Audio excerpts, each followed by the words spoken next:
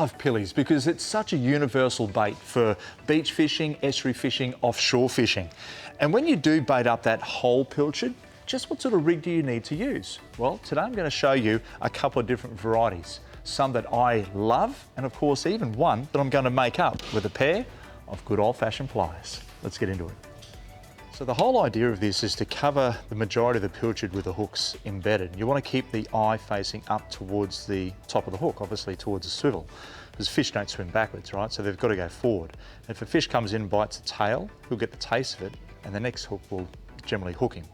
Or if it's a bigger fish, he's going to get 3 hooks straight into his mouth. So it's a really good idea to have that hidden perfectly once we embed those hooks. But the gang hook series starts down here.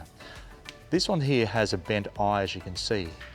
Now I find with the bent eye, which is generally a mustard 4202, you'll find that it can grab each other. It can hook itself up. Now to eliminate it, what they've done is they've done this one here with the swivels in between. And you'll see the swivels as a join. Not only does it give it a bit more length on the gang hook, but it also eliminates it from catching up with that bent eye. Now if you jump up to this one here, it's a straight eye. The number of that is generally mustard 4200, 4200, D, which is heavy duty. And up here, we've got them singular, meaning that I can make these up myself with these pliers. So what I've got here is the multi-purpose tool. It's from Shore Catch. It's called the Grip Master, really good tool. It's a 2-in-1 tool and probably 10-in-1 tool. You've got a hook disgorger at the end here with the bent nose pliers. You've got, of course, side cutters here, and you've got where you can close the eyes of the hook up here. Down here, you've got a screw, and that can adjust the different depths these spikes will go through the eye of your hook, depending on the grade of the hook that you're using. For me, I'm going to use these particular 4200 3/0s into the smaller hole.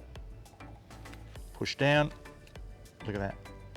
It's opened up perfectly. So you can make these up yourself, which is really quick, really simple. In it goes, and like so on. So what we do have to do here is when we gang up, you just basically push through. Done, look at that, looking like earrings. Now my top hook, I've already put a swivel on because I love using swivels at the top of my hook, like that. It just allows the bait to spin around without looping up on itself. Monofilament has memory, therefore it can create a little bit of twist action if you're in heavy current areas, because the bait can twist. So I just then use the tool to close it up, and that top one, and there we have it. I've already made my gang hook, okay? So with the pilchard, what I'm going to do here, the first one, this is where the memory comes into it. You got to think it always swims forward. So the last hook goes towards his tail, and the top hook must go in his eye. So we've got to remember where it is, right? So there we go, down here. First hook's going to go in here. Second hook's going to go in here. Last hook should and does line up with his eye, and down it goes, swivel up top. So again, the fish can bite the tail, come up again for bite 2, get hooked, or it can take the whole lot in. When you do bait up your pilchard, you want to make sure you go along his lateral line where the blue meets the silver.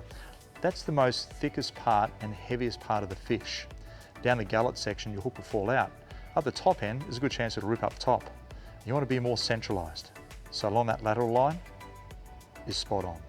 So there you have it. Hopefully that handy little tip will get you underway the next time you venture out. And of course, look, if you're just going out to wet a line, they all come pre-rigged, so you can come down to your local anaconda store, pick up some pre-rigged terminal tackle. If you're going out to the reef or maybe Fraser Island or somewhere else around the country that you're going to need a lot more terminal tackle, buy yourself the bulk packs, get yourself a pair of pliers, and of course that'll save you some money because you're going to have a lot more tackle sitting in your tackle box.